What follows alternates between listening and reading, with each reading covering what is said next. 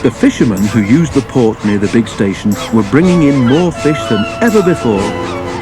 Each day the sheds on the quayside were piled high with boxes. Much of this extra fish had to travel by rail, so the trains which Henry and the other engines had to pull became heavier. One night, a special load of fish was ordered, and the Fat Controller decided that extra vans must be added to the train that the men called the Flying Kipper. The only spare vans that they could find were old ones that had been standing unused on a siding for some time. Workmen cleaned them quickly, and they were added to the tail of the train. Henry grumbled dreadfully about it, but there was nothing to be done. "You'll just have to put up with it, Henry," said his driver. "At least the extra load will mean we can have a banker up Gordon's Hill."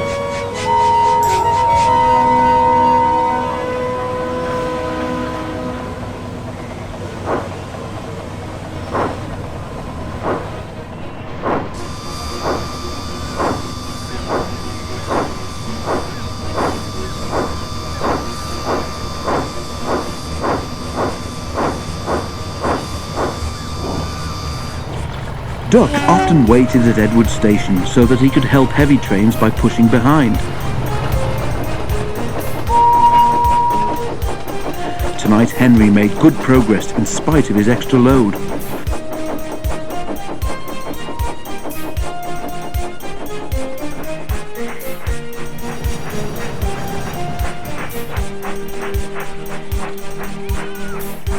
When they reached Edward Station, his driver stopped the train beyond the platform.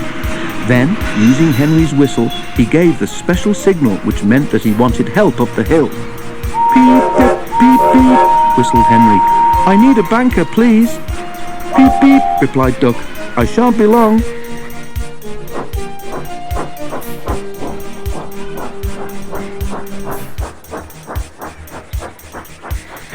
Duck buffered gently up to Henry's train.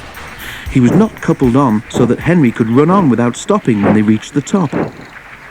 "Ready?" Duck whistled. Pull hard, puffed Henry.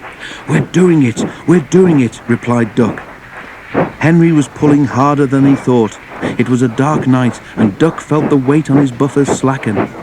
Because of the dark, he could not see that Henry had taken the train on his own and was slowly drawing ahead. All trains carry a red lamp on the final vehicle to show that the train is complete. This is called a tail lamp. Duck's driver began to be worried. "There's no sign of a tail lamp," he said to the fireman, "but we must keep going." Duck whistled, but there was no reply from Henry. Henry, meanwhile, was going well, but his train seemed to be getting heavier. He had to keep moving, but he could not avoid slowing down. Suddenly, from behind him, there came a splintering crash. Duck's front bent and pieces of broken wood began to fall on him, one of them denting his funnel. He stopped quickly, and Henry, feeling the jolt, stopped too, just beyond the top of the hill.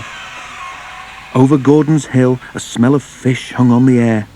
By the light of torches, the drivers and firemen tried to work out what had happened, while the guard ran back down the hill to warn the signalman.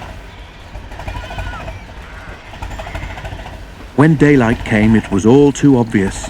The lamp iron on the old van, which should have held the tail lamp, had broken, and the lamp had fallen off at the bottom of the hill. "Not your fault, Duck," said the Fat Controller. "That lamp iron should have been checked. Don't worry, we'll soon have your funnel and front straightened out."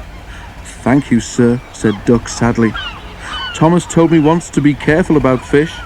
He was right, sir, wasn't he?"